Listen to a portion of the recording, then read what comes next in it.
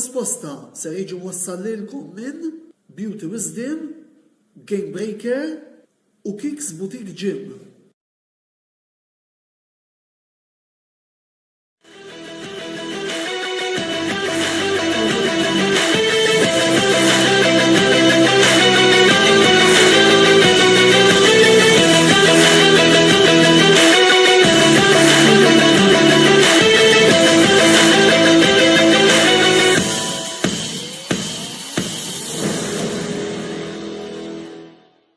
Għana bada jselmilkom jgħatikom merħba 36 program sensiela botta u risposta fejn il-lejla għanna program mimli daqs spajda u ħankun għadin nitkellmu fuq il-kampjonat Ingliż illi Manchester City rebħu ftit tal-primatilu issa illi wkoll kellna diversi protagonisti fit-tajjeb u fil-ħażin. Illum qegħdin taraw għandna panel nistgħu ngħidu hekk mimlija daqs spajda hekk kif għandna lil Michael Gatt li huwa l-assistent segretarju u PRO tal-Arsenal Supporters Club Malta, għandna lil Darren Grech partitarju ta' Newcastle United u għandna lil Richard Micallef il-President ta' Chelsea Supporters Club Malta illi wkoll nirringrazzjahom illi llejla qegħdin magħna għal dan il-programm. U koll il-korrespondent tal-Kamra Sportiva għal kampjonat Ingliż u għal futbol Ingliż mod ġenerali, James Side, illi wkoll nirringrazzja illi fl-aħħar ħinijiet il-lejla qoltku jingħaqad magħna u nħeġġitkom ukoll biex il-lejla jekk tridu tintervjenu f'dan il-programm issaqsu xi domanda lil Michael, Darren jew Richard, tista' tagħmlu dan billi tħallu l-kummenti tagħkom fis-sezzjoni li għandna miftuħa għalikom fil-marbuta ma' din ix-xandira. Il-lejla wkoll peress li huwa l-ewwel programm tax-xahar sejrin intellaw il-kompetizzjoni abbinata ma' Kicks Boutique Gym li fiha rebħukom xahar voucher ta' sħubija ma' dan il-ġim. Li jinsab fil-ħamrun u eliġibla din kompetizzjoni jibdaw kollha li jagħmlu like jew ikkommentaw f'xi wieħed mill-programmi illi kellna f'Mejju. Mela, qabel ma nibdew id-diskussjoni, intikom l-ewwel net, anzi, qabel nibdew mill-ewwel l-intervent ta' James Side. Mela, kellna staġun interessanti ferm fl-opinjoni tiegħi.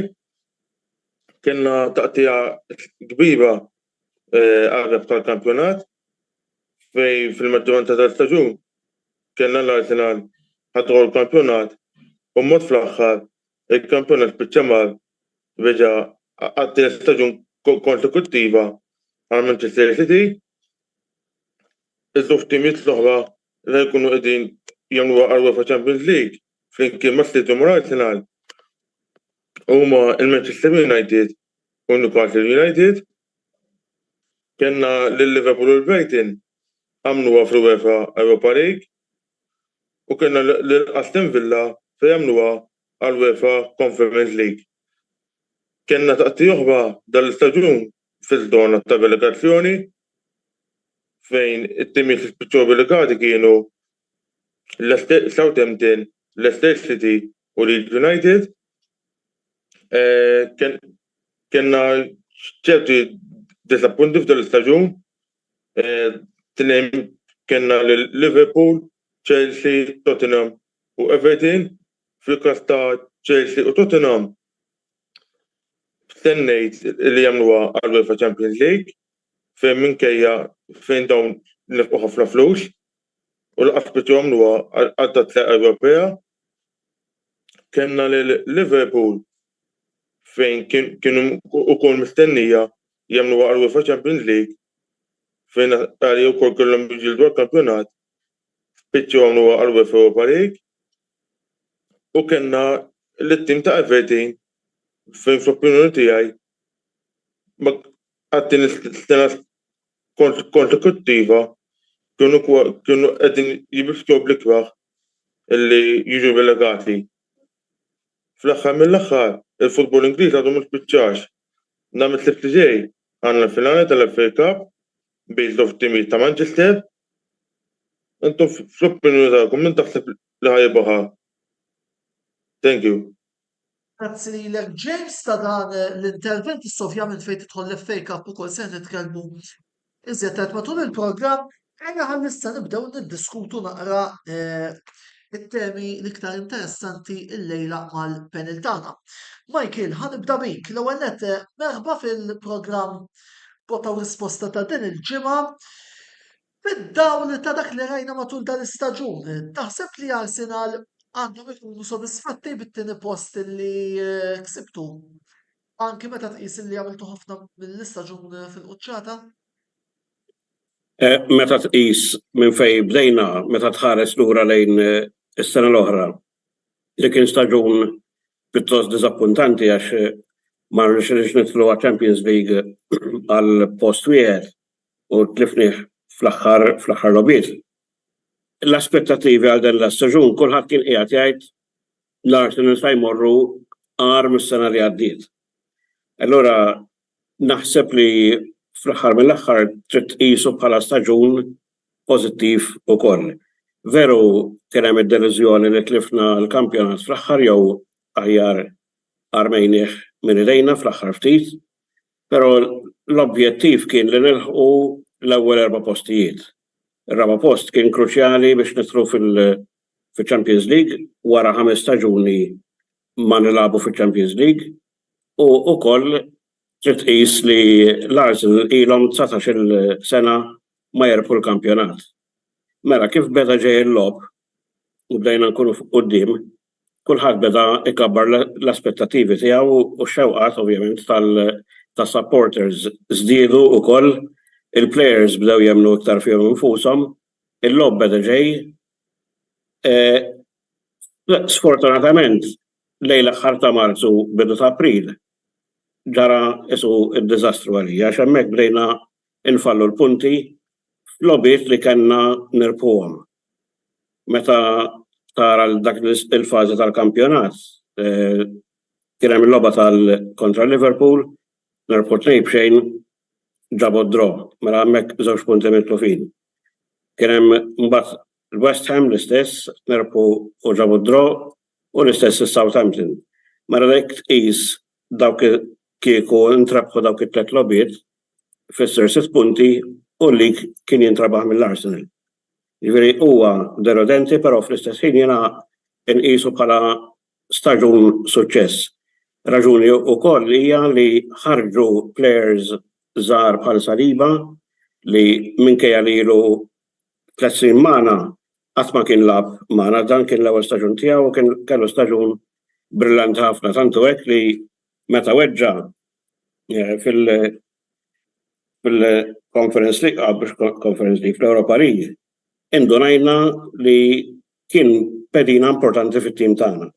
Hemmhekk naħseb bdejna mmorru lura minn hemmhekk. Ġifieri all in all inqisu bħala staġun tajjeb ħafna fatt li spiċċajna 5 punti biss taħt is-City li huma kolossali huwa tajjeb ħafna għalija.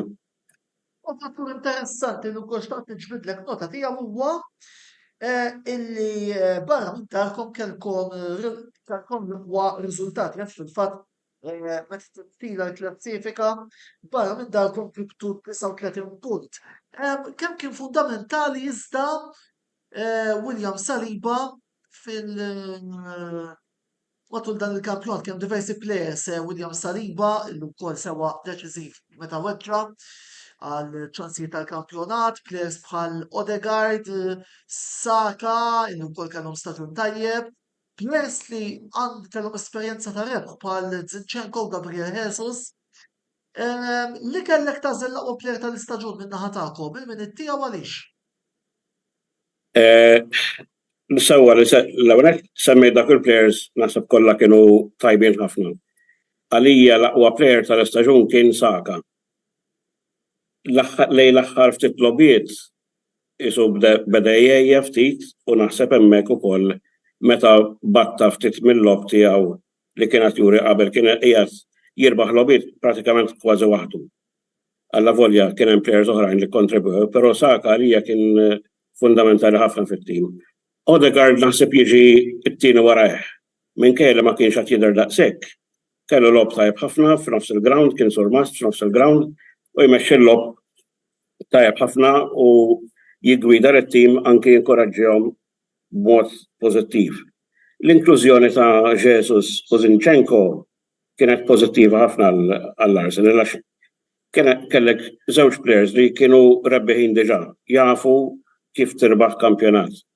U dik ukoll installat fiduċja fil-players l-oħrajn li bdejna mmorru tajjeb. All in all, nixtieq insemmi player ieħor ukoll li kien tajjeb ħafna din is-sena, Martinelli, li lob tajjeb ħafna, ġiri fenomenali, speed tajjeb, jitrakkja anke l-lob meta qegħdin taħt l-attakk, jiġifieri ma kienx jintafa' biss fuq quddiem, ma kien jinżel jiddefendi, jiġifieri kien hemm għaqda wkoll, kien hemm spiritu pożittiv bejn il-players. Kien hemm ċertu għaqda jien dis-sena tlajt narhom 3 darbiet.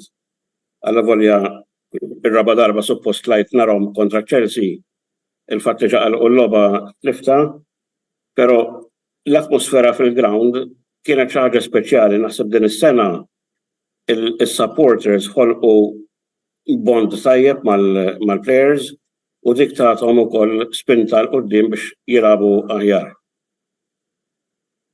Grazzi Michael, issa Darren, nibqgħu naqra fil-naħa ta' fuq tal-klassifika.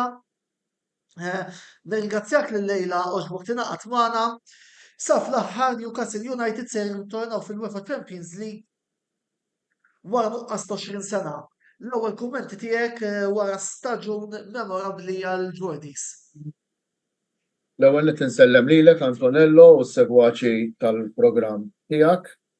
Hija kif ittajt tajjeb inti wara 20 sena Newcastle lura fiċ-Champions League u propju daqshekk ilu ma jkun hemm tim illi jisfida l-aqwa 6 tal-Ingilterra biex jinfed l-aqwa 4.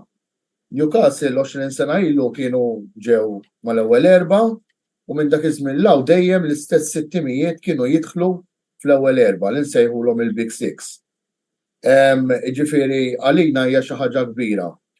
Seħibna tal-Arsenal qal tittara minn fejn telqu l-Arsenal u fejn waslu issa. Jiena ngħid minn fejn telqu Newcastle is-sena l-oħra u fejn qegħdin issa. Niftakru illi aħna bi prattikament kważi l-istess players sa Novembru ma konniex għadna erbaħna logħba. Konna qegħdin fit-19 post. Kien hemmhekk meta mbaġġi Eddie Howe. Minn hemmhekk il-qudiem Eddie Howe irnexxielu jigwida t-tim u jġibu mal-ewwel 10 fil-klassifika. Jiġifieri kienet diġà turnout enormi, miraklu kbir ta' dan għall-coach. Saru ċertu transfers illi ma kienux idoqqu ħafna trombi, kellek bħal Sven Botman, kellek bħal Trippier, kellek bħal Nick Pope, illi kienu importanti ħafna, però again ma kienux transfers illi tinsiex meta saret it-takeover, ħafna kienu qegħdin jaħsbu li Newcastle ħajixtru lil Neymar, ħajixtru lil Messi, u x'nafien għaliex għandhom il-flus għax ġejjin minn tas-Saudi. So ħadd ma anticipa jew basar il-Newcastle jistgħu b'dana tim imur daqshekk tajjeb. Li jmur aħjar minn tas-sena l-oħra, kulħadd kienet jgħidha, però li jmur daqshekk tajjeb kienet daqsxejn impossibbli. Però Eddie Howe u t-tim tiegħu komplew fejn ħallew l-istaġun li għadda. U ċertu kienu dejjem it-tim dejjem kien maqut, dejjem għamel dak li rid Eddie Howe u fl-aħħar mill-aħħar spiċċa biex jisfida lill-aqwa 6 tal-kampjonat, il-Big Six, u jidħol mal-ewwel 4. Hemm ħafna raġunijiet għalfejn Newcastle setgħu jispiċċaw hawnhekk u mertu kbir jiena intih l-tmexxija tal-klabb illi ovvjament kienet min mexxa takeover, hemm owners illi ovvjament qed jagħmlu minn kollox biex jibnu il-klabb mill-qiegħ. Nerġa' ngħid tittara minn fejn tlaqna u fejn qegħdin issa litteralment kemm ilha li saret it-takeover, il-klabb qed jinbena biċċa mill-qiegħ. Training ground facilities, staff, minn kull aspett, kull section tal-klabb aħna taħt Mike Ashley aħna taħt Mike Ashley konna il-farsa tal-Premier League waqajna darbtejn. Ġifieri dak is-support kollu 52,000 fil-ġimgħa, inżilna fiċ-Championship darbtejn, il-supporters dejjem konsistenti u Mike Ashley dejjem konsistenti wkoll imma bil-kontra. So il-klabb qed jinbena mill-qiegħ qed jiġu nies illi jifhmu fil-futbol, so l-owners qegħdin jafdaw f'nies illi jifhmu fil-futbol. U dik hija importanti ħafna. Black Wist bħal pereżempju ta' Dan Ashworth. Dan Ashworth huwa il-moħħ wara it-tim tal-Brighton. Nafu t-tim ta' Brighton illum x'inhu, kien propju hu il-moħħ illi bena lil Brighton u ġibnieh bħala sports director magħna. Darren Yates li jagħmel biċċa xogħol kbira wkoll mal-Atalanta fl-Amerika. U ġibnieh bħala CEO. Ovvjament il-backroom staff ta' Eddie Howe. Meta ġibna lil Eddie Howe kulħadd basar beda jgħid illi ħanġibu xi coach ta' fama mondjali tipo Jose Mourinho, eċċetera. U bħal speċi Eddie Howe x'tistgħu tilbu dan coach tal-Bournemouth ilu sena wieqaf. Però dawn l-affarijiet malli taqqad kollox flimkien jiffurmaw katina. U naħseb illi kien mal-Bournemouth imma il-mirat li jagħmel mal-Bournemouth hu jiena personalment ma nafx taqbel x'ngħid wow għandu sem kbir dan is-suċċess li ġibtu din is-sena. Suċċess bla preċedent. Infatti minn kliemu stess fis-sena li għamel barra dan għamel sena jistudja l-logħba tal-futbol. Jara ċertu timijiet, jistudja ċertu coaches, illi hu ovvjament jammira. Jiġifieri, Eddie Howe anke l-mod kif jitkellem, jiena ma rridx inqgħod insemmi coaches, però Eddie Howe anke taraħ fuq it-touchline, hemm preżenza. M'hemmx show żejda, m'hemmx ħafna panik, jaf x'inhu jagħmel, kollox issettja, backroom staff warah, anke meta jitkellem jagħti intervista, jaf xi jrid, jaf fejn irid iwassal it-tim, jaf x'għandu fit-tim, jadatta l-logħba għat-tim li għandu u jimxi l-qoddim. U naħseb illi is-suċċess illi wera Eddie Howe huwa bla dubju qiegħed hemmhekk għal kulħadd biex jaraw. Wis Darren, Richard, ħallejnik naqra għall-aħħar l-ewwel nett. Jekk trid nitlaqlem nistgħu wkoll ta' wara qed jgħidu da. Le, ma tarax.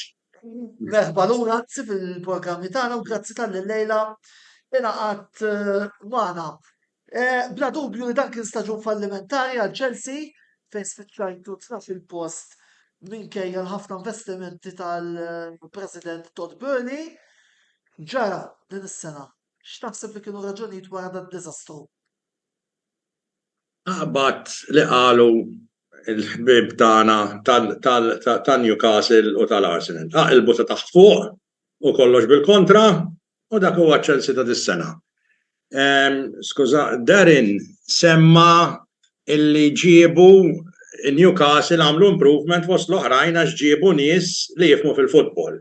Da mhux ġab nies li jifhmu fil-futbol, min kien jifhem fil-futbol batu lem.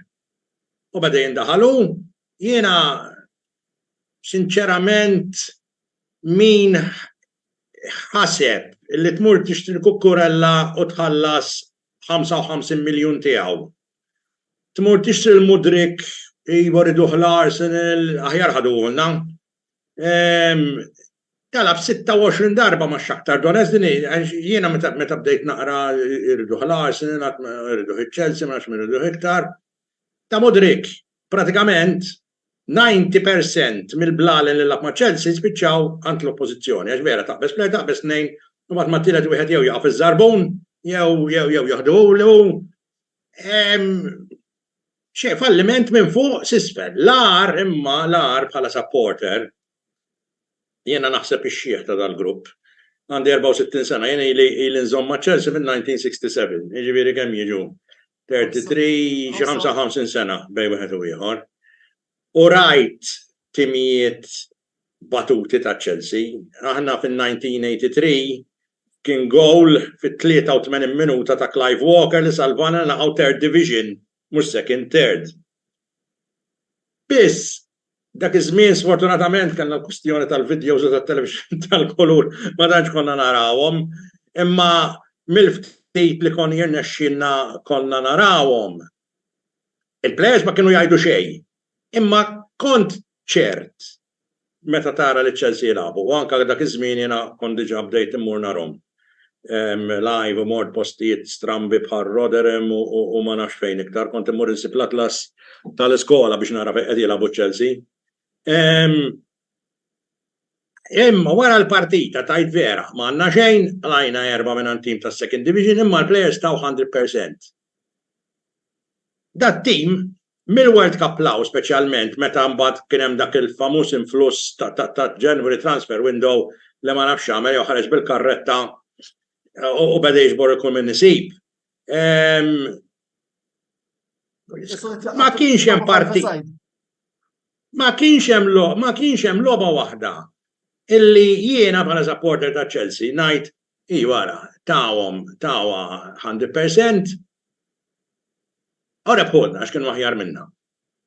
U fil-fatt Lampard fl-aħħar intervista net qal ċaru tont issa Lampard huwa bniedem diplomatiku li żgur mhux qatt mhu se jgħid xejn fuq ħażin fuq iċ-Chelsea. Qal standards have dropped. U fit-tliet kelmiet takun is-sintesi ta' x'ġara Chelsea dis-sena standards have dropped. Kemm kif naqbad ngħidlek kemm ta' knowledge għax kif qal Darren mhux billi ġib in-nies dan nies irid ikunu jifhmu.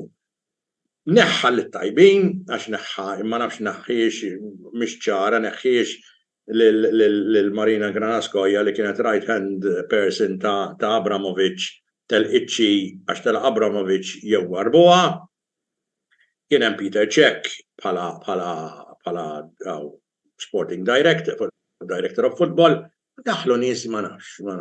Mbagħad ovvjament kien hemm id-diżastru Potter naħseb jekk tħares il-Brighton. Illum tikkonkludi li Potter kien iżomm il-Brighton lura mhux ħadhom il-qudiem. Jiena sinċerament fuq dan l-istaġun ħalli forsi ġiex lobit tal-Milan ma kienx hemm one bright spark f'staġun sħiħ. U meta tqis il-kampanja akquisti ta' Chelsea fil-miliet kienet iktar swit flus mill-komplement ta' transfer windows kollha tal-Italja, ta' Franza u tal-Ġermanja u ta' Spanja flimkien. Kważi qed nitkellmu fuq kif jgħidu bl-Ingliż it's a crime mhux għax ma nistax nifhem jiena. Jiena żgur li kien hemm xeba' ukoll convint li kien hemm xeba' taħwit fi flus aġenti u dax ma nistax nifhem jiena. ċertu nerġa' ngħid Mudrik jgħidu li sabi ta' Chelsea jgħidu mqabbad miegħu. Ma kif tista' tmur Tom Foss 80 miljun fuq plejer li lab 26 darba u skorja 9 goals ma' Shakhtar Donetsk. By the way, Mudrik skorja goals daqs kemm skorjajt jiena ma' Chelsea, ma jiena ma smajtilhom xejn. Ġifieri. Fil-fatt punt tajjeb li qed jgħaddi James Sajd ukoll huwa wet mill-iżbalji li għamiltu għalik Richard kien li neħħejtu lil Tuchel fil-fatt antiċipani tkun sensemmilek jiena. Naqbel u ma naqbilx. Tajli il-manager li rebħek il-Champions League. Iwa nażarda ngħidha. Number one mhux karattru faċli. U mid-dera illi kien hemm xi disgwit fid-dressing room. U meta jkun hemm disgwit fid-dressing room dejjem il-coach seħel. Ħaġa faċli ħafna tkeċċi il-coach, u meta mhux faċli f'nofs staġun tkeċċi 10 players li jkunu qed jaqalgħu l-inkwiet. Biss ħanajdu kollox il-lob ilu boring mis-sena l-oħra. L-aħħar logħba minn dakinhar law ftit ħafna. Il-lob tal-Milan, forsi tista' tgħid labna tajjeb, il-logħba away is-sena l-oħra mar-Real Madrid, logħba l-emmulaw fil-Premiership, imma futbol attraenti, il-Chelsea ilhom l-aħħar logħba vera sabiħa li meta konna tajna dawk l-erba' lil-Juve. Imma l-bqija il-Chelsea ilhom sentejn boring to watch. Qed ngħidha jiena forsi nippretendi li jiena l-ikbar supporter ta' Chelsea f'Malta. Sewwa wis, grazzi għal issa Richard tal-ewwel interventi tiegħek, se mmorru l-qafla qasira ta' riklami.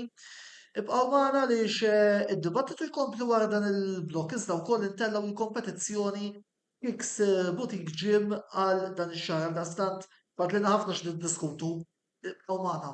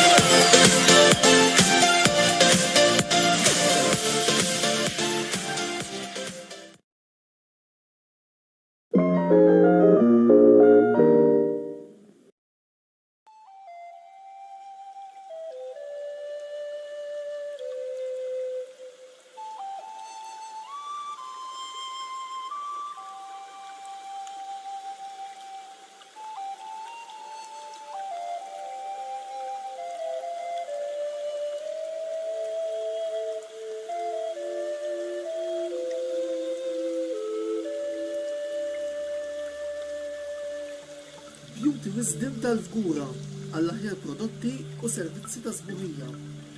Żuru wkoll Nails by Xarawna fl-istess stabbiliment għall-aħjar servizz ta' trattament ta' dwiefer.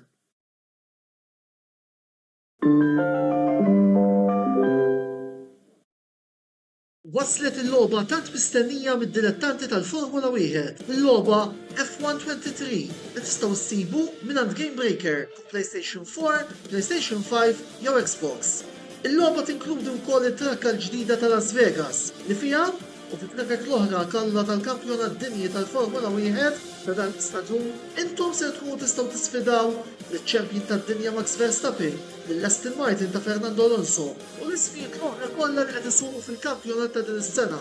Fottom Sir Lewis Hamilton, Charles Leclerc u Lando Norris. Għalhekk, kunu ċerti li tirrikorru fl-istabilliment ta' Game Breaker ġewwa Birkirkara biex tibbukkjaw il-kopja tal-logħba F123 għal din is-sena. U li garantilkom jien li musta toħorġu diżappuntati mis-servizz moti kif ukoll il-kwalità tal-logħba li din is-sena hemm tistenna lid-dilettanti kollha tal-Formula 1. Game Breaker, l-aqwa logħob tal-PlayStation, Xbox u Switch.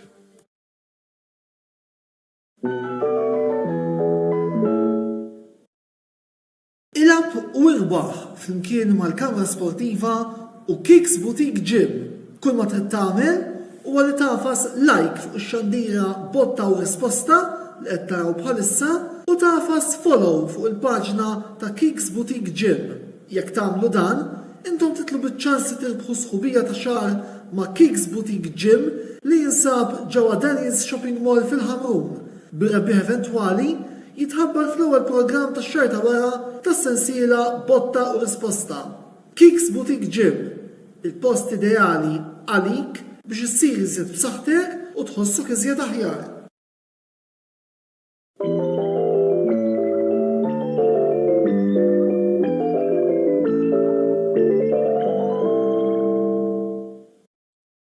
Merħba lura t-tieni parti tal-programm Botta u Risposta fejn qegħdin niddiskutu il-Premier League 2022-23.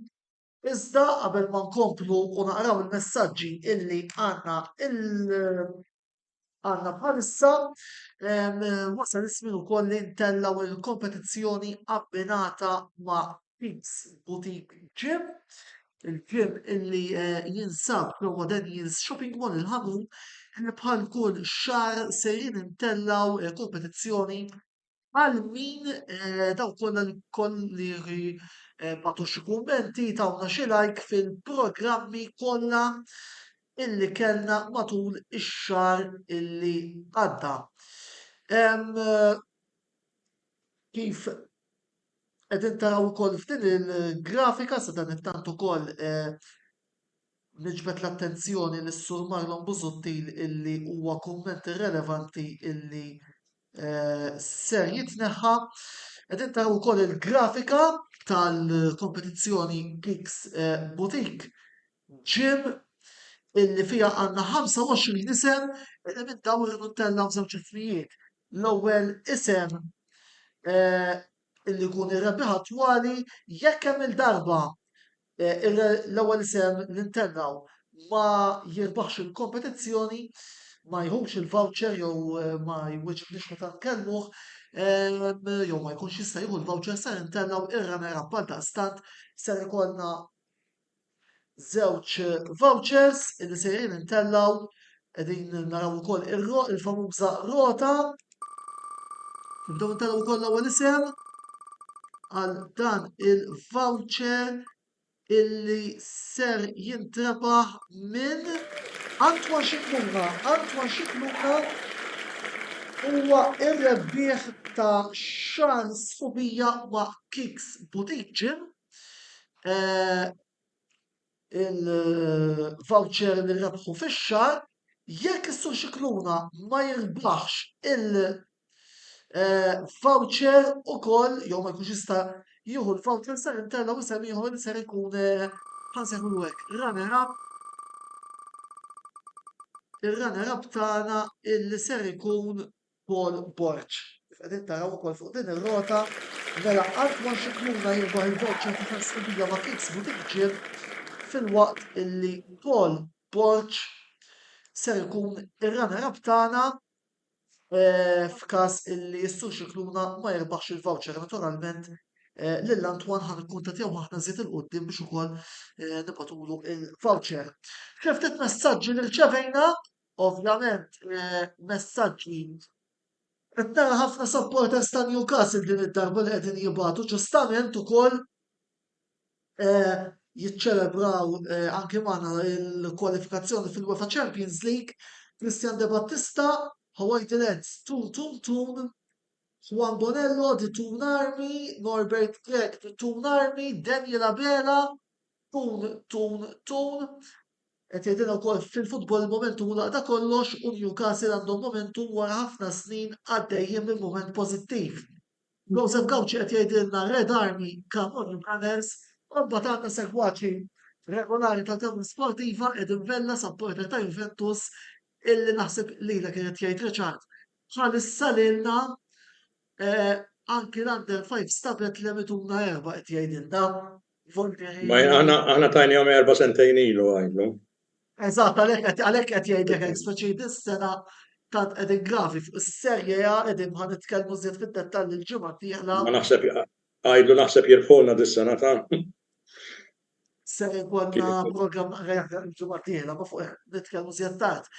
Derin, ma nafx tix twieġeb minn sħabek is-supporters ta' Newcastle qabel ma nkomplu. Le, ovvjament huma ħbib tagħna kienu jafu illi ħankunu fuq il-programm aħna għal min ma jafx isibna fuq Facebook jekk irid hemm ħafna nies li huma popolari jżommu ma' Newcastle u ndoħluhom fiċ-chat tagħna għandna chat fuq WhatsApp nintaqgħu bejnietna bil-mod il-mod qegħdin nikbru fis-sens mhux għas-sejrin tajbin, però tiskanta jkun hawn supporters li ma tkunx taf bihom u aħna bħalma tngħidlek is-supporters tagħna ilhom jeżistu, aħna daqs 20 sena ilu konna drajna nitlu fiċ-Champions League u niġu mal-ewwel tlieta.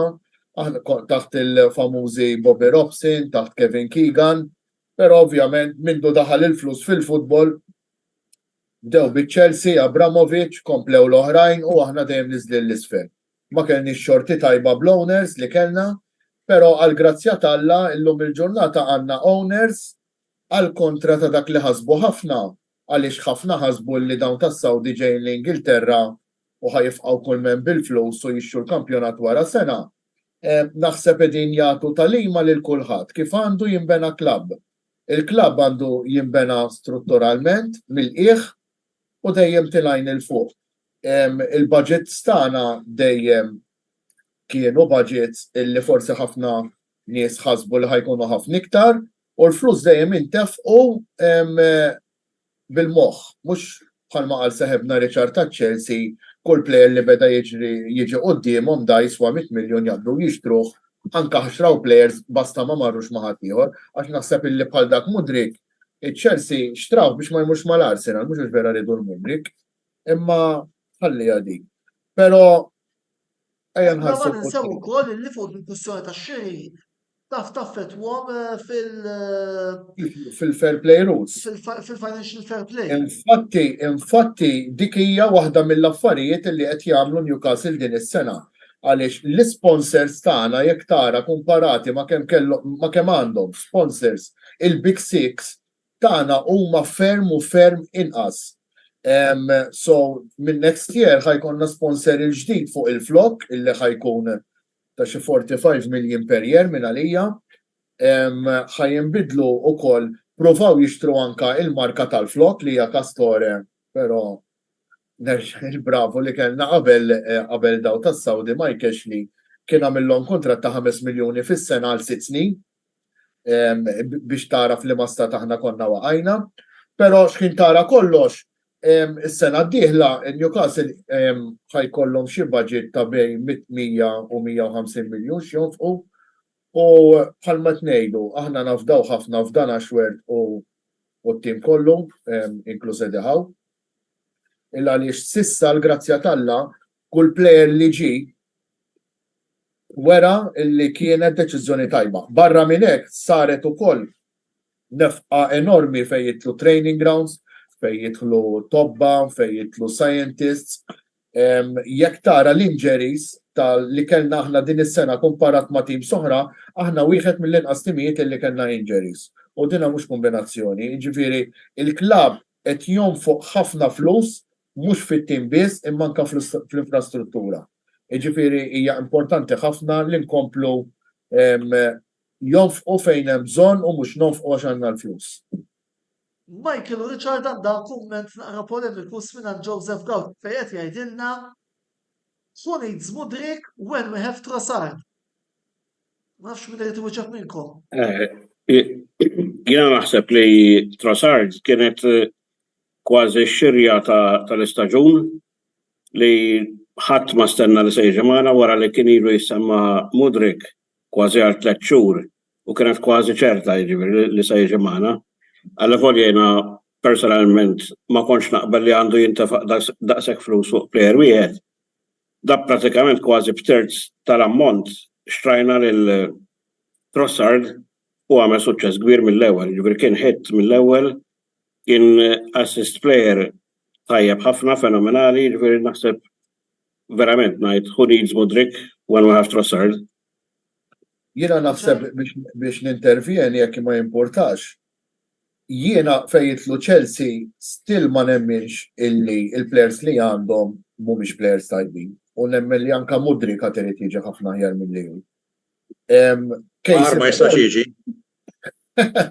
Case in point aħna naħseb meta nfaqna 45 miljun fuq Joe Wellington, literalment ta' Steve Bruce kien jiġi fuq quddiem il-lasta ma jolqodx il-ballun jew jiżloq. Qed naraw il-Joe Wellington illum taħt Eddie Howe. M'għandux jaqsam xejn, mhuwiex l-istess plejer, saħansitra din il-ġimgħa għall-ewwel darba ġimgħajat mal-iskwadra tal-Brażil. Jiġifieri coach jagħmel differenza kbira. Kienet ġrad bitjeri Andri mal-Arsenal mal-Juventus mal-Arsenal u nafu x'ġara. So naħseb illi Darren, jiena għax ma Juventus kienu jilagħbuh. Eżatt, le, aħna il-Joe Wellington konna xtrajnih b'attakkant. Joe Wellington xtrajnih b'attakkant aħna, però Eddie Howe sablu pożizzjoni f'nofs il-ground. U nafu ġifieri x'qed isarraf. Jiena naħseb illi Chelsea, jekk irridu nitkellmu fuq Chelsea, naħseb illi l-problema ta' Chelsea mhumiex il-players biss. Il-problema ta' Chelsea anzi, nemmen li mhijiex il-players. Il-problema ta' Chelsea hija dawk ta' madwarhom kollha, inti plejer trid timmotivah, irid iħossu kondu, irid ikun hemm coach, għax dawna coach qatt ma kien hemm, dana coach jiġi u jitlaq l-iktar tim li bidel coaches. So jiena nemmen li Chelsea għandhom skwadra enormi, ġast trid tingħaqad. U nemmen u nispera li m'għandhomx il-problema illi jikmanda team l-owner. Għaliex jekk li jikmanda team l-owner u nistijaw, allura l-coach m'għandu sejta xejn, jekk l-owner joħlom fil-ħodu li jrid jixxi plejer. Dan narawha fi klabs kbar ta' ġifieri mhux Chelsea biss. U llum il-ġurnata l-grazzja talla wara 20 sena mweġġa jiena erġajt ħattiru għax fl-aħħar għandna skwadra illi jmexxija l-coach. L-ar ħaġa li jista' jkollok meta l-iskwadra tmexxija d-diriġenza. Naqbel ma' Darren fuq dan li fejn Michael, qabel ma qal titkellem inti, ħana tonqa ċans il-Richard li. Sawa. Le, ma importax, kompli Michael, ma importax. Le, ġifieri li kont sanajt hija nemmen li Chelsea sena dieħla se jkunu differenti. Naħseb iż-żmien iridu biex jiġġarjaw flimkien. Jalla jkollhom coach li joħroġ il-potenzjal tagħhom għax il-players mhumiex ħżiena.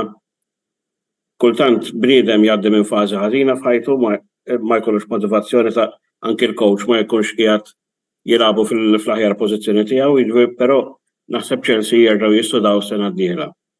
Michael, imma jekk xi ħadd iħallsek £250,000 kull ġimgħa, naħseb jienu inti. Suppost għandek tilab aħjar. Għallaqas kull motivat. Trittur il-motivazzjoni. Ħanamel ftit punti.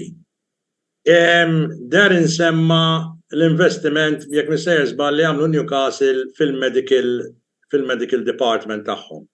Il-Chelsea, Reece James u Chilwell iktar barra kemm ilhom daw l-owners mhumiex. Mason Mount barra, Kante iktar barra mill-li ġewwa. Ġifieri daw tista' tużhom ukoll skużi għaliex it-tim daw kienu kollha l-erba li huma kienu. Ma assista toddu għal issa ma tiffirma ma' Manchester United skont l-aħħar aħbarijiet. Ma nafx ma hemm sejra. Il-biċċa xogħol di ta' Mount u ta' players kollha ngħidulhom tan-nursery. Din l-spending spree bla sens li għamlu, dik kreat problema kbira fil-financial fair play. Il-Chelsea bħalissa bejn issa u l-aħħar tas-sena iridu jagħmlu qabża kbira, iridu jagħmlu l-qlieħ mit-transfers u s-soltu mit-Champions League biex jibbilanċjaw il-kodba. Issa, mela, il-Champions League osfor. Issa jridu jiġu within ir-regolamenti tal-financial fair play. Issa x'in il-problema? Il-financial fair play, dak li inti tista' tajlu qlieħ jista' jiġi. Jekk inti tbeħ player tan-nursery, kif huma Mount, kif huma Ruben Loftus-Cheek, kif huma pratikament il-players kollha qed jissemmew sejjitira. Dawk ikollhom qisu book value ta' zero. Dak li lek ma swilek xejn. Mela jekk inti tbiegħu 50 miljun, inti għandek 50 miljun lira qlieħ. Jekk tbieħ il-Mudrik, per eżempju, Mudrik more or less iffirma xtraħ 80 miljun u firma għal 8 snin. Mela Mudrik li Chelsea ħajġi jiswilhom jew ħanajdwek fil-kodba ta' Chelsea, Mudrik kull sena jitnaqqaslu l-valur b'10 miljuni. Nassumu li Chelsea jgħidu mela ħanbijawh il-Mudrik. U jiġi miġnun u jtina 60 miljun. Dak mhux 60 miljun qlieħ. Mudrik fil-kodba ta' Chelsea jidher illi jiswa 70 miljun bħalissa għax għadda sena mela minn 80 niżel 70. Il-problema jekk bijaw 60 miljun, inti mhux qlajt 60 miljun, inti fil-kodba tiegħek jidher li inti tlift 10 miljuni, jiġifieri il-pjaga ħadd kompli żżida. Mela x'qed jiġri? Għax ħafna nisbdew żaqsuni minn tant players Kovacic, minn tant players Kovacic fil-kodba ta' Chelsea qiegħed zero value. Dak ġimgħana 5 snin ilu, u pratika 4 snin ilu, zero, xi 7 miljuni qiegħed valutat. Jiġifieri jekk jirnexxielhom ibijawh lis-City, mela Chelsea għaw 33 miljun minn did-deal, jekk ibjaw il-Mount 50-60 miljun, dak 60 miljun qlieħ. Jekk ibijaw mill-imbarazz li xtrajna dis-sena, dak se tkompli titlef. Jiġifieri l-pjaga ħadd iżdied. Jiġifieri jiena hawn min qed jitkellem b'ottimizmu. Jiena qed narana di transfer window li se nbijaw skos players tajbin. U nibqgħu imqannajn okej, qed jgħidu se jixtru center forward. Center forwards ma tantx isibhom jikbru fuq is-siġar iktar u iktar bil-finanzi li għandhom. Chelsea aħjar 600 miljun jew l-400 miljun 600 miljon rebħu dis-sena tawn il-Borussia Dortmund u ġibu l-plejer wieħed, il-Haaland, mill-li tlejna neġenalik. Waħda mill-affarijiet ukoll li kwalunkwe coach jiġi min jiġi. Bħalissa Chelsea għandhom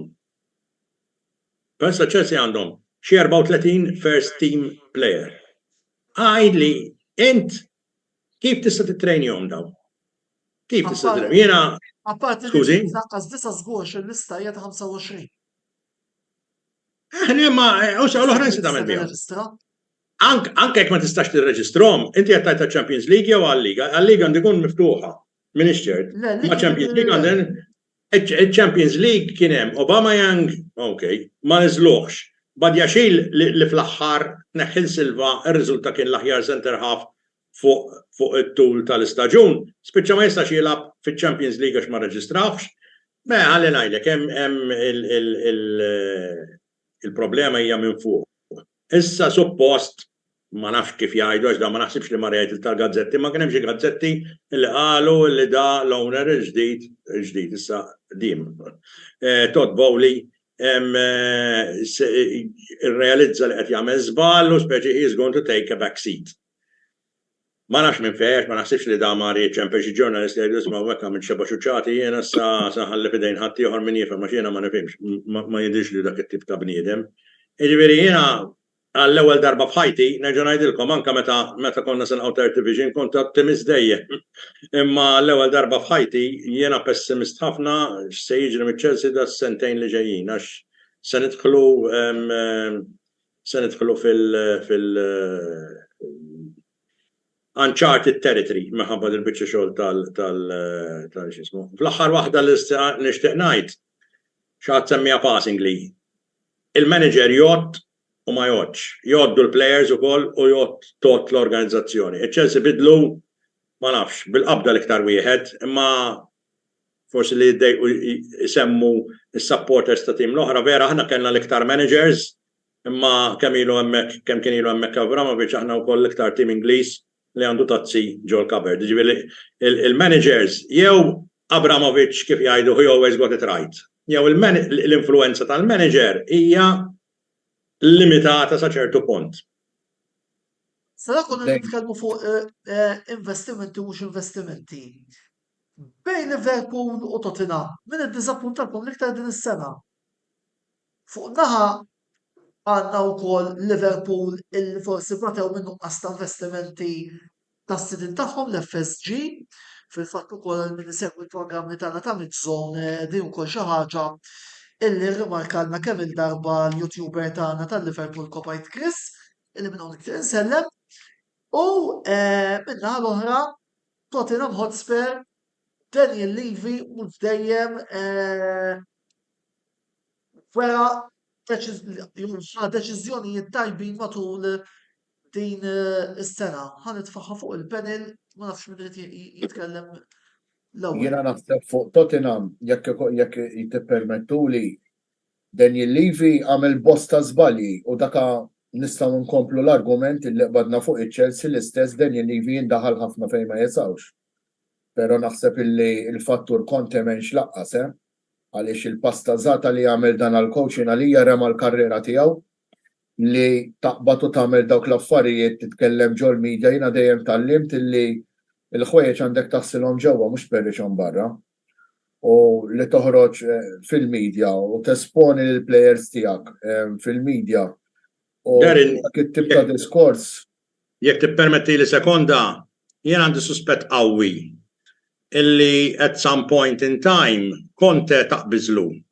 Ikun xeba mal-klabb, imma ma kak biżejjed biex flok jitlaqgħu ikeċċuh u jimpala xeba miljun. Però kif għamilha din id-darba jiena ma nafx li ma klabb lest illi jieħu l-konte lura. Kieku jiena ma rridux. Jsib ma ngħidlek. Il-mod kif għamilha kienet wisq. Kienet wisq. Dan ħabad jela parla fil-vojt fuq il-plejers u r-repercussions li ħalla wara ħrajnihom mbagħad. For a change, naħseb li kellu raġun. Kellek kellu raġun, jiena mexxi ma. Forsi ma jsibx klabb imma l-Italja sab jiena fil-fatt tal-inċident ta' Conte fakkarna ħafna konferenza stampa li kien għamel Lippi Qabel ma tkeċċa minn mal-Inter lura fl-2000, voldiri eżatt. Però l-iżbal li kien għamel aħna dejna minna simili b'Keegan. Keegan qabżitlu telaq kienet, però meta Keegan qabżitlu telaq għaliex kellu ftehim ma l-owners mod u l-owners bdew jaġixxu mod ieħor. Conte mar oltre minn hekk, Conte qabad u kull min kien hemm fit-Tottenham esponih fil-medja. Kemm players, kemm manager kemm l-levi li kulħadd, jiġifieri dan attakka l-players bil-management kollox, jiġifieri jiena naħseb qabeż mhux il-linja ma jagħmilx ġieħ lill-futbol u Conte huwa coach bravo ħafna u ma jagħmilx ġieħ lilu laqqas. Bħala supporter tal-Arsenal kemm il-Liverpool u kemm it-Tottenham iddiżappuntaw idderudew. Però fl-istess ħin naħseb li it-Tottenham għamlu suċċess kbir fis-sens li fallew bil-kbir. Għalina bħala supporters tal-Arsenal ħadna gost ħafna li iddiżappuntaw bil-kbir, il-verajna kien suċċess enormi għax inħobbu mhux għax bħala noboduhom għax ir-rivalità ġibek u tajtek. Xi ħaġa Michael, tat-Tottenham jistgħu jgħidulkom you've bottled it. Imma mhux għax bottled it, għax we lost it on our own count. Jiġifieri kien hemm logħbiet li kellna nirbħuhom ma rbaħnihomx, ma konniex b'saħħitna biżżejjed mentalment fl-aħħar logħbiet. Però Tottenham minkejja li s-sena l-oħra qabżuna u dis-sena kienu qed jaħsbu li se jmorru aħjar minna, marru għarla tant li laqas biss daħlu fl-Ewropa. Jiġifieri għalina dak kien suċċess min-naħa tal-Arsenal. Però Tottenham huwa enigma wkoll. Però li semmew il-membri tal-panel l-oħrajn huwa kollu minnu, jiġifieri meta jindaħallek l-owner u ma jkunx jifhem daqshekk fil-futbol, hija l-agħar ħaġa biex tmexxi tim tal-futbol. Inti trid nies esperti fil-futbol, meta kellna pereżempju l-Arsenal kien hemm Wenger, da beda jdaħħal anki xjenza, l-mediċina, daħħal tim miegħu, kellhom kulħadd l-aspett differenti u kulħadd kien jħossib il-qasam tiegħu, però kien hemm koordinament kbir minn għand Wenger sakemm kellu suċċess imbagħad l-aħħar snin ma kien ser daqshekk tajjeb, però hu kien imexxi kollox, ħadd ma kien jindaħallu laqas l-owners. U inti tim hekk trid, jiġifieri jekk ikollok coach ta' kwalità xi ħadd li kapaċi jmexxi. Infatti, huwa kelli Tottenham Hotspur filli Nagelsmann, Pochettino, filli apparentement spiċċaw ftehmu ma' l-coach tas-Celtic anke Patriasotlu li sem jidher li huwa xi ħaġa hekk. Rigward Liverpool, Richard. Skużi? Rigward Liverpool. X'tajdilna? Liverpool naħseb għal kontrarju ta' Chelsea, Chelsea għalaw id-dinja ta' taħt fuq. U Liverpool naħseb ipprova jasar l-aħħar ftit li kellu dal-grupp ta' players u ma sabx meraq għax kienu ġa masorin. Mane inħass, għax Mane jiena inħares lejh bħala avversarju, ovvjament, li kien idejqek Mane meta qed tilab kontra Liverpool li jibdielek press indemonjata ma l-ballun il-goalkeeper qasam il-ballun l-center half wieħed mill-fullback tiegħu. U ġew ħafna goals tal-Liverpool bil-press ta' Mane, plus mbagħad kien jiskorri għalek xi 20-22 gowl ieħor matul il-staġun sħiħ. Jiġifieri Mane kien telfa kbira għal Liverpool. Iva, kemm seddum tasar lil Milner, kemm seddum tasar lil sa ċertu punt lil Jordan Henderson. Il-fullbacks li kienu parti importantissima kemm fid-difiża u kemm iktar u iktar fl-attakk, dis-sena qishom ma rendewx. Ups and downs, dejjem jistgħu jibqgħu jifirħu u bir-raġun li taw dik ix-xeba lil-United. Imma għal Liverpool ovvjament jippretendu kif Chelsea jippretendu li kważi Champions League hija tagħhom bidritt. It-Tottenham kellhom naqra mill-istess marda li batejna aħna. Meta tara sa ċertu punt kważi għar minna. Il-vantaġġ ħaġa li nisalvathom it-Tottenham li ma waqgħux għaċ-ċajt daqs kien waqgħu Chelsea kien Kane, għax fl-aħħar mill-aħħar Kane isiblek gowl. U jekk tippermettili tmur pass lura biex tara il-kwalità tal-kampanja kwesti ta' Chelsea u li dal-ownership ma jifhem xejn.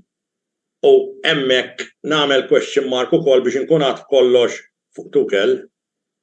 Kif nafu li m'għandniex center forward u tmur iġġib wieħed skadut bħal Aubameyang. Għax meta tara anke l-aħħar logħba ma' Newcastle mhux ħażin, imma meta titlef iċ-chances u 7 miljun darba jiġi cross fil-kaxxa u jkun hemm plejer wieħed u plejer wieħed li jkun qiegħed fil-kaxxa ikun qiegħed f'pożizzjoni ħażina. Dak li jgħidu l-Ingliżi you attack the near post.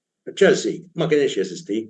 Imma l-istess li tagħmel kampanja ta' 600 miljun għax l-aħħar mill-aħħar fuq iż-żewġ transfer windows daqshekk swied. U li mbagħad m'għandniex plejer min jiskorja gowl li nduna l-ħsieb li ngħata waqt li kienet il-kampanja akquisti. Grazzi Richard, mela semmoru t-waqfa ta' riklami jibqaw magħna li fadlina diversi argumenti li rridu nqajmu rridu nsabu mill-President fuq Manchester United.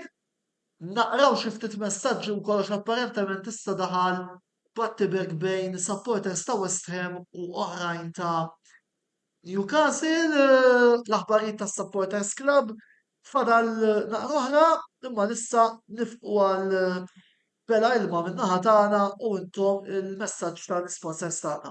Dalwaqt magħkom.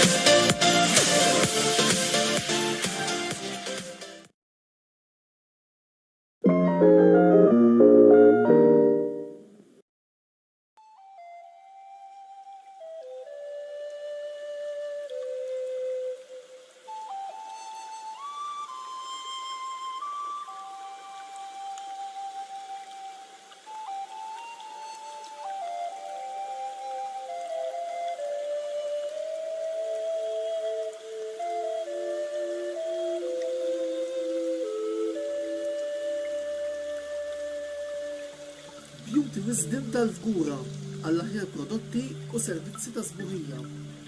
Żuru wkoll Nails by Xarawna fl-istess stabbiliment għall-aħjar servizz ta' trattament ta' dwiefer.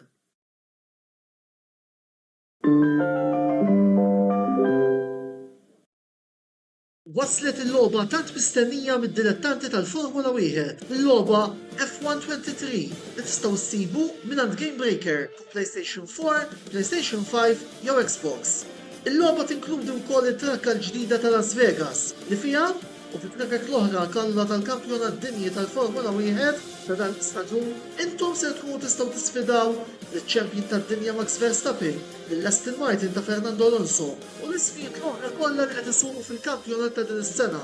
Fottom Sir Lewis Hamilton, Charles Leclerc u Lando Norris. Għalhekk, kunu ċerti li tirrikorru fl-istabilliment ta' Game Breaker ġewwa Birkirkara biex tibbukjaw il-kopja tal-logħba F123 għal din is-sena. U niggarantilkom jien li mhux se toħorġu ddiżappuntati mis-servizz mogħti kif ukoll bil-kwalità tal-logħba li din is-sena hemm tistenna lid-dilettanti kollha tal-Formula 1. Game Breaker, l-aqwa logħob tal-PlayStation, Xbox u Switch.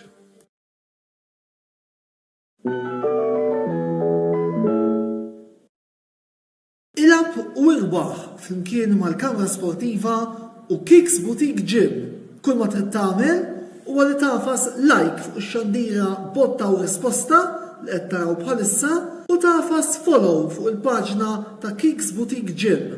Jekk tagħmlu dan, intom titlu biċ-ċans li tirbħu sħubija ta' xahar ma' Kicks Boutique Gym li jinsab ġewwa Daniels Shopping Mall fil-Ħamrun. Bir-rebbieħ eventwali jitħabbar fl-ewwel programm tax-xahar ta' wara tas-sensiela Botta u Risposta. Kicks Boutique Gym, il-post ideali għalik biex issir iżjed b'saħħtek u tħossok iżjed aħjar.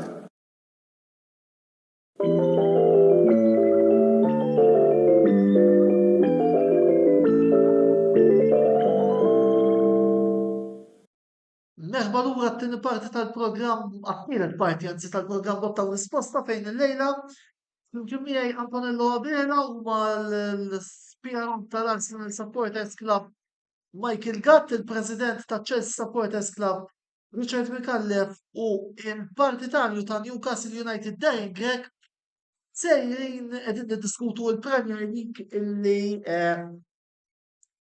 intemm ukoll ftit tal-ġranet ilu. Il-messaġġi illi qegħdin naraw ukoll infakkarkom li min jixtieq jintervjeni magħna jista' jistaqsi wkoll jidfel kummenti tiegħu fis-sezzjoni li għandna miftuħa fuq ix-xandira. Mr. Battista qalilna li wieħed mill-ikbar xogħol li jagħmel Eddie Howe huwa li rnexxielu jolli livell ta' players illi fi żmien Steve Bruce konna ngħidu li mhumiex deni biex jilagħbu mal-klabb dina aċċenna għaliha wkoll Darren. Semmu wkoll players bħal Fabian Schär, Joe Linton, Almiron, Murphy u qed jagħti ċans players li huma Geordies bħal Bernd Anderson, Miley u aktar.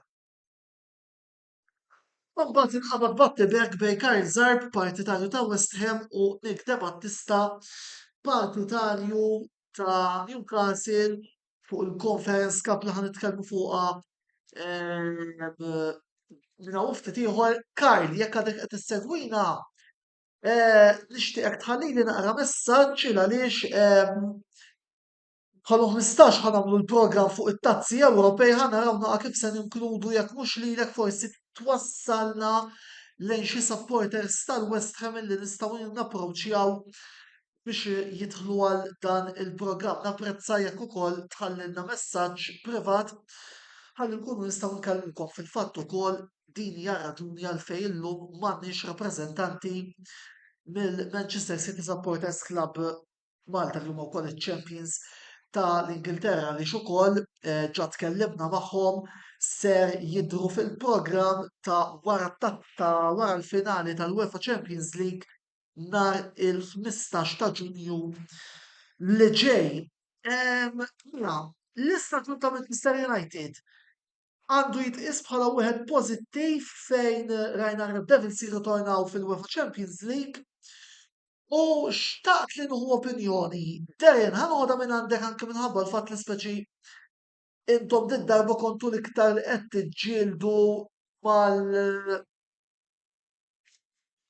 mal-United din is-sena fil-klassifika l-kemm ukoll jekk Michael u Richard irridu jintervjenu fil-free. Se nsemmi erba' elementi trid tgħidli li ma fil-fema tiegħek kien l-iktar wieħed fundamentali għall-United din is-sena fil-fatt huma tlieta. It-tmexxija ta' Erik ten Hag, is-solidità ta' Casemiro f'nofs il-ground, jew il-goals li jagħmel Rashford din is-sena. Bla dubju ten Hag, però inti semmejthom it-tlieta li huma tlieta li huma li jagħmlu d-differenza. Però biex Casemiro u Rashford setgħu jagħmlu dak li jagħmlu kien hemm il-fattur ten Hag minn wara għaliex nafu li Rashford preċedentament laqqas biss beda lajlaq mal-Ingilterra, ġi laqqas beda jibda mal-Manchester United. Again, id-differenza li jagħmel coach. Jiġifieri dan Rashford f'daqqa waħda reġa' sar jisu Wayne Rooney ta' żmien il-United. Qabad jiskurja, qabad jilgħab tajjeb, kull meta jilgħab hu dejjem ikun perikolus. Waħda mill-ikbar deċiżjonijiet li nammira f'ten Hag li huwa l-ġlieda tiegħu kontra Cristiano Ronaldo. Induna li Cristiano Ronaldo ma kienx għadu Cristiano Ronaldo li nafuh tal-Blalen tad-deb. Plus illi beda jara affarijiet, aħna ma narawx kollox bħala supporters, zana u jkun mal-players kuljum jagħmel ħafna. Jiena mod kif ħeldi li Ronaldo għamel xi ħaġa li jibda manager ma kellu l-kuraġġ li jagħmel li dan litteralment. Kellu gazz kbir. Remih kellu każ kbir. Jiena din is-sena Old Trafford mort rajthom minn Newcastle. Mhux ħan ngħidha, però meta kien hemm Ronaldo fil-ground kelli moħħi mistrieħa jiena għaliex il-kapaċitajiet ta' Ronaldo m'għadhomx il-kapaċitajiet li kellu 5 snin ilu. Meta daħħal Rashford minflok Ronaldo, bombardament enormi fuqna. Ġifieri kienet evidenti l-ħaġa li hemm problema. U rnexxilu jerbaħa, ġifieri dik l-ewwel rebħa li jagħmel Ten Hag. Ten Hag jissemmew it-tazzina li daqs tazza kienet di. Li rnexxilu jipperswadi lid-direġenti tal-Manchester United illi b'Ronaldo fit-tim il-Manchester ma jistgħux jinsu l-qudiem. U minn hemmhekk trasforma t-tim. Ten Hag għamel biċċa xogħol kbira.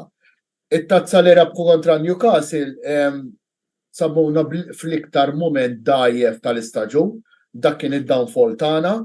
Il-plejers tagħha infatti fallejna ħafna punti dak il-perjodu aħna, it-tazza kienet il-ħin kollu fuq rasna. Wara l-final erġajna badna nirpiljaw u erġajna nirpikjaw. Bada minn hekk Casemiro kien importanti ħafna u bl-introduzzjoni ta' Casemiro anka plejers bħal Fernandez reġgħu irxuxtaw. Ġifieri semmejt l-iktar 3 pilastri li għamlu id-differenza, però kollox beda minn Ten Hag. Sabu l-coach li jaqadhom. Sewa wisq. Michael u Richard, minna ħata għol xtaqt li forsi nitkellmu naqa. Fuq il-naħa t-sfeta klassifika fejn rajna il-Nottingham Forest u l-Bournemouth jiksbu salvazzjoni forsi mhux mistennija għad-danni ta' Leeds United u Leicester City. Rajna wkoll l-Everton li salvaw fl-aħħar ġurnata. Richard, ħansa sinqa domanda lilek. Taħseb li t-Toffees salvaw mertu tagħhom jew demertu ta' 2 oħra li ġew relegati? Dan minn ma ninsew ukoll qed nitkellem fuq taħwit ta' presidenti, it-taħwit u l-frejjeġ li kien hemm minnaħa ta' Farhad Moġiri, il-President Everton illi il-partitarji tal-Blues ma jridux jaraw lejn Goodison Park. Għazbna mess. Kien hemm iktar minn fattur, u semmejt inti li kien hemm iktar minn fattur wieħed illi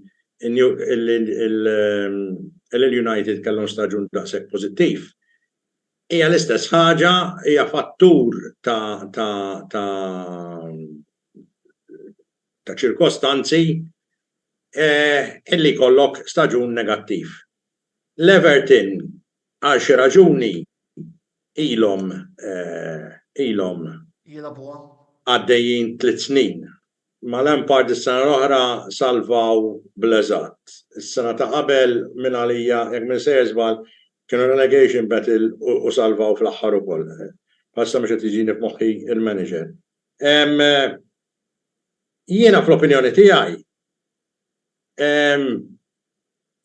l-Everton mhux se jiċċalenġjaw għal postijiet tal-Ewropa, imma bil-plejers li għandhom għamissom komdi jaslu sa nofsi klassifika u forsi anka b'naqra jirsistu naqra jiċċalenġjaw għas 7 post tal-Conference League. Biss anka jekk tħares pereżempju lejn Anthony Gordon li għasu regolari fil-team tal Newcastle. Huma plejer differenti mill-li rajni dis-sena. Għax jiena nafx il-għalek zammejt jidher li homegrown talent, zammejt naqra għajnejja fuqu, istaġun ta' qabel kellu għalkemm l-Everton kellu staġun ħażin, Gordon kien speċi one of the few bright sparks. Dis-sena l-ewwel nofs ma m'hemm xejn. Ma Newcastle unqalbet il-folja. Hija ċirkostanzi u faċli mbagħad imma biex ngħidu kollox. Jiena forsi mhux l-istess livell ovvjament kon diriġent ta' klabb tal-water polo li konna niċċalenġew għal-lig u konna nerbħu l-ligs u nagħmlu. Faċli toħħal fid-diriġenti imma kulħadd irid jiġbed ħabel wieħed, jiġifieri fl-aħħar mill-aħħar moxiri ma jsirx fil-ground u jekk jiena rajt ċertu affarijiet ċertu lob tal-Everton l-istess simna ħafna kif jitlef plejer il-ballun, jitfa' jdejh fuq ġembu u speċi għajti għara xamilt, u joqgħod hemmhekk isaffar. Jiena għalija kif jgħidu bl-Ingliż, I am going to digress tikka żgħira. Jiena għalija l-azzjoni l-iktar l-impressjonatni is-sena fl-istaġun kollu tal-futbol Ingliż ġiet fiċ-Champions League meta il-Manchester City kien qegħdin 3-0 minn fuq kwalifikazzjoni ġewwa kontra r-Real, kienu ma nafx kienu forsi xi 85 minuta jibdew attakk il-Manchester City u Haaland u De Bruyne jitilqu gas down mill-tarf tal-penalty area tagħhom għax dak kienu qegħdin hemmhekk jiddefendu. Gas down, kif kwestjoni ta' sekondi kienu qegħdin f'xifer il-kaxxa tal-Real. Da Guardiola jew il-plejer. Il-plejer naħseb jiena kieku ma kważi ħarġitlux qalbu ma ħalqu De Bruyne. Ma kien se jgħidlu xejn at that point Guardiola, imma ried kellu l-motivazzjoni. Irid jiena fil-ħajja mhux fil-sports biss. Jiena nemmen ħafna fil-motivazzjoni, imma l-motivazzjoni hija kollox fil-ħajja. hija kollox il-motivazzjoni tiġi minn ġewwa. Jiena naħdem fil-water polo. Kellna players tajbin u kellna players naqra inqas tajbin. U tinkoraġġihom plejed nerġa' ngħid qed nitkellem fuq sport differenti u pjanijiet differenti fejn jgħixu, jiġifieri water polo Malti ma' futbol Ingliż, imma bottom line xort għadek sport u l-filosofija l-istess. Jiena ħafna mid-difett tal-plejers tal-Everton u sa ċertu punt tal-Leicester u żgur tal-Leeds kienet innuqqas ta' motivazzjoni li jaraw daw il-plejers. Issa bitbiddel il-manager u ġib il-ċikku, ġib il-peppu. Il-biċċa xogħli manager mingħajru ma tagħmel xejn, imma l-manager waħdu ma jagħmel xejn anqas. U jiena naħseb li kienet iċ-ċirkostanzi tal-klabs li dis-sena kellhom staġun diżastruż kien il-plejers żgur ma tawx 100%. U ma daw nibdew min-naħa ta' fuq. Hemm it-Tottenham, hemm it-Chelsea, u mbagħad in-naħa t'isfel kien hemm l-erba' timijiet, it-tlieta li waqgħu plus l-Everton magħhom. Michael, Nottingham Forest kellhom diversi riżultati pożittivi speċjalment ġewwa darhom. Rebħu kontrikom, rebħu kontra Liverpool, sammew draw il-Champions eventwali Manchester City. Kemm taħseb li dawn ir-riżultati sammew il-Forest mal-kbar eventwalment? Fil-fatt ukoll statistika li rnexxieli dwar jiena llum Nottingham Forest fil-klassifika tal-punti miġjuba ġewwa darhom spiċċaw l-10 bi 30 punt. 30 mit-38 li ġabu. Il-Forest baqgħu jilagħbuha sal-aħħar ħinijiet. Jiġifieri kien naħseb anki waħda mill-logħbiet kruċjali għalihom kienet ir-rebħa kontrina. Lejn l-aħħar tal-istaġun kienet naħseb id-daqqa mortali għalina wkoll għax hemmhekk kważi intemm it-tamiet tagħna li nirbħu l-kampjonat. U l-Forest naħseb imlithom kuraġġ fl-aħħar ġimgħat tal-istaġun biex ikomplu jiġġieldu biex ma jaqgħux. U nexxilhom jagħmluha. Dan juri wkoll il-kwalità li hemm fil-futbol Ingliż. Ġifieri anki timijiet żgħar kapaċi jitlobu anke lit-timijiet il-kbar. Ġifieri jekk inti bħala tim kbir taħseb li inżiltu għandek walkover, spiċċa dak iż-żmien ilu li spiċċa bil-futbol Ingliż. Ġifieri qabel konna ngħidu the big six guaranteed victory. Illum ma dix hekk, jiġifieri iż-żgħar speċjalment lejn l-aħħar tal-istaġun meta qegħdin darhom mal-ħajt u ma jridux jaqgħu sajtu kloba. U l-Forest nexxilhom jagħmluha u għalija ħarbu mill-ħabs qishom. Kundanna kienet se tiġi għalihom.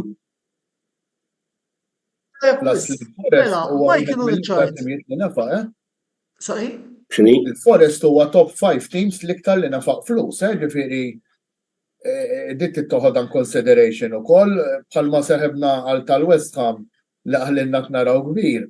il-West Ham huwa t-tielet l-iktar tim li nefaq flus din is-sena. Jiġifieri naraw biex tara kemm il-flus mhumiex kollox kultant. Sa tanna l-eżempju ta' Richard li din is-sena Chelsea nefqu kemm nefqu u rajna riżultati.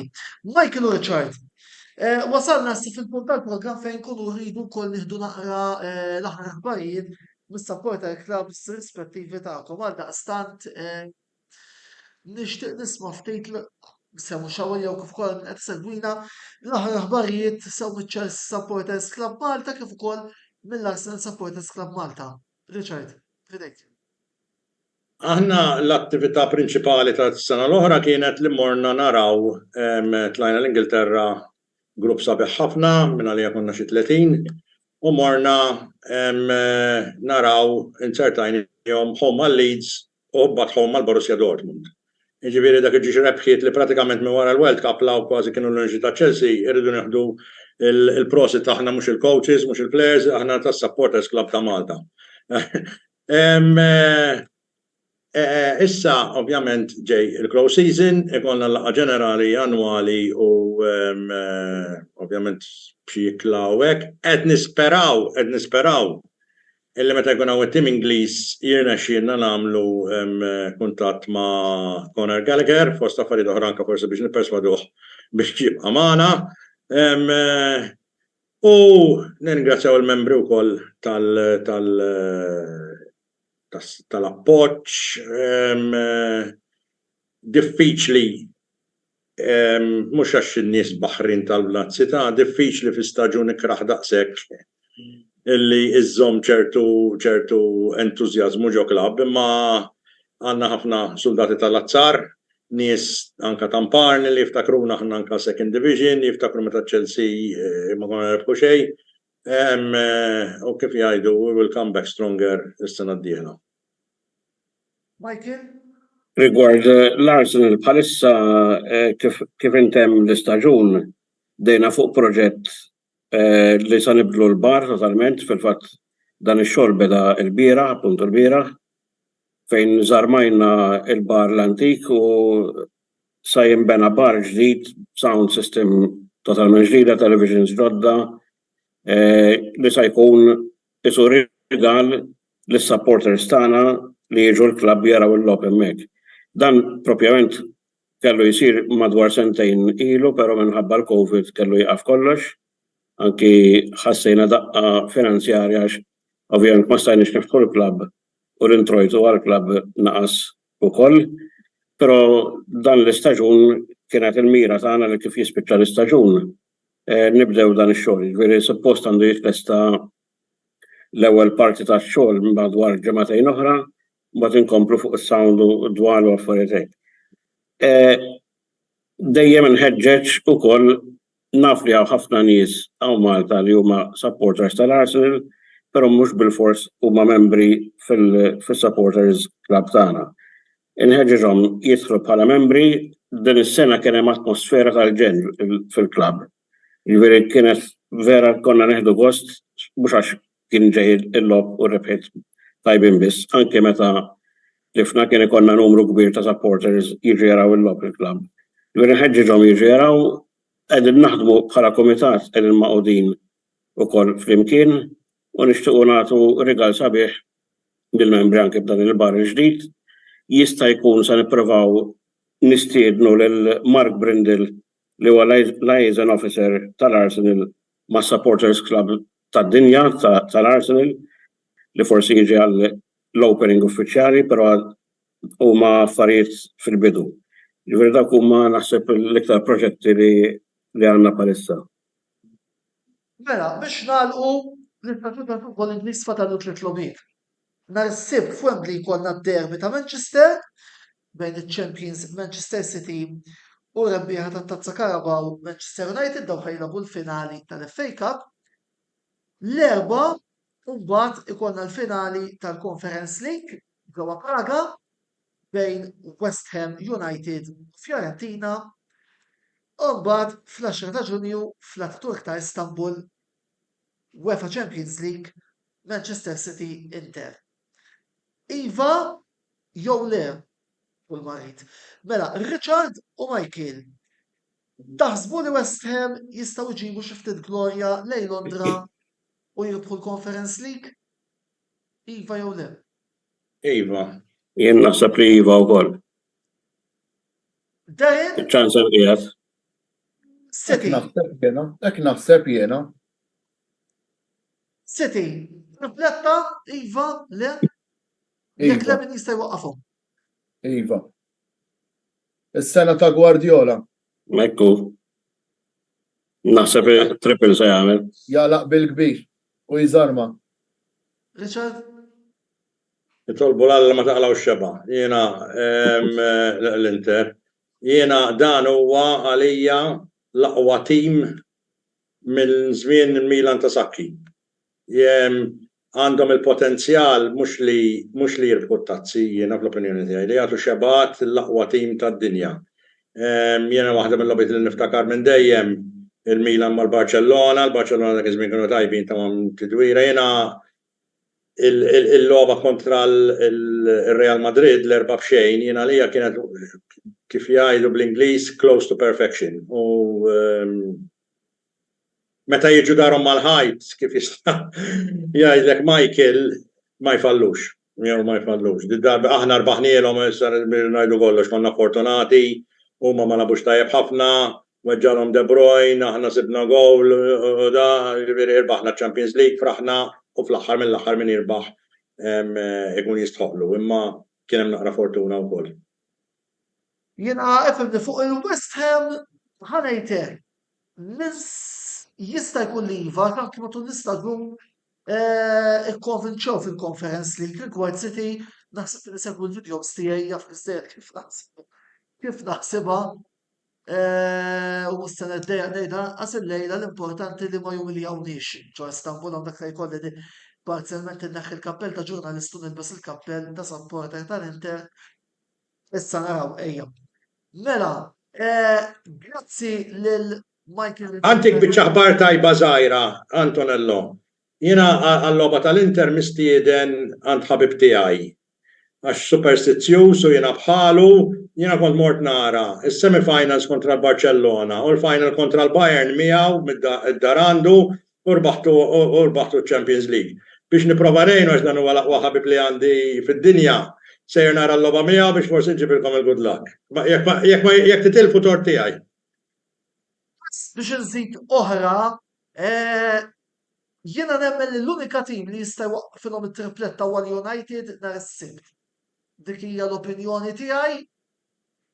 Jiġifieri, però min isegwu l-videos tiegħi ta' wara l-logħba tal-Inter jaf kif naħsibha fuq il-finali. Mela, grazzi l-panel li kellna llejla, grazzi wkoll tmur l-sponsors tagħna li huma Beauty Wisdom Game Breaker u Kicks Boutique Gym inħeġġixkom biex tużaw ukoll is-servizzi tagħhom. Għax indirettament tkunu qed intgħinu lilna wkoll biex inkomplu intellaw il-programmi ta' interess bħalma qed intellaw. Nagħtu naqra ħarsa wkoll lejn xi programmi ġejjin għal din il-ġimgħa. Inħadd fil-notu xandira rekordjata tal-programm Big Zone fejn se jkollna reazzjonijiet ta' Ġud Kawki għall-logħba Manchester City Manchester United u jiena nitkellem fuq il-logħba Torino Inter. Il-ħadd wara nofsinhar ftit mumenti wara l-Grand Prix ta' Spanja ikollna reazzjoni f'xandira diretta tiegħi u jirritorna Wayne Micallef wara nuqqas ta' ftit ġimgħat fejn jien u Wayne se nkunu qegħdin niddiskutu Grand Prix ta' Spanja tal-Formula 1 li se jkollna fit-tmiem il-ġimgħa. It-tnejn u mbagħad fid-disa ikollna l-aħħar programm mis-sensiela Migżon għal dan l-istaġun se nkunu għamilna 80 programm li jemluni mhijiex tajta. Fejn fih ħajkollna reazzjonijiet ta' Mark Schembri fuq Udinese Juventus u Clayton Chongo Zammit fuq il-logħba Milan Verona. Il-programm botta u risposta tal-ġimgħa d-dieħla ser ikun kollu fuq is-Serje A fejn ser ikollna rappreżentanti minn Napoli Club Malta li ovvjament magħhom se nkunu qegħdin niddiskutu it-trionf Napoletan fis-Serje A ta' din is-sena ser ikun hemm ukoll Mark Schembri u Wayne Micallef fuq il-panel. Mark Schembri li nafu wkoll kemm għandha kummenti kontra il-parti ta' Napolitani għal daqstan se jkollna naqra ta' konfront interessanti u Wayne McAuliffe il-korrispondent tas-Serje A illi wkoll ser ikun qiegħed jattendi għal dan il-programm.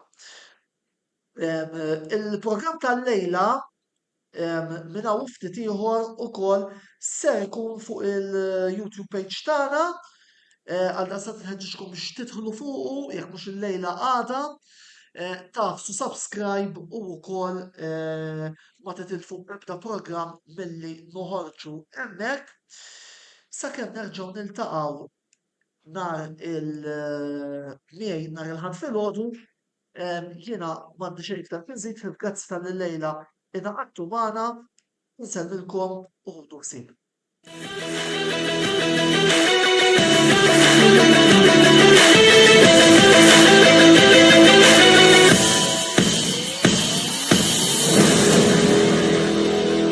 Risposta ġi mwassal lilkom minn Beauty Wisdom, Game Breaker u Kicks Boutique Gym.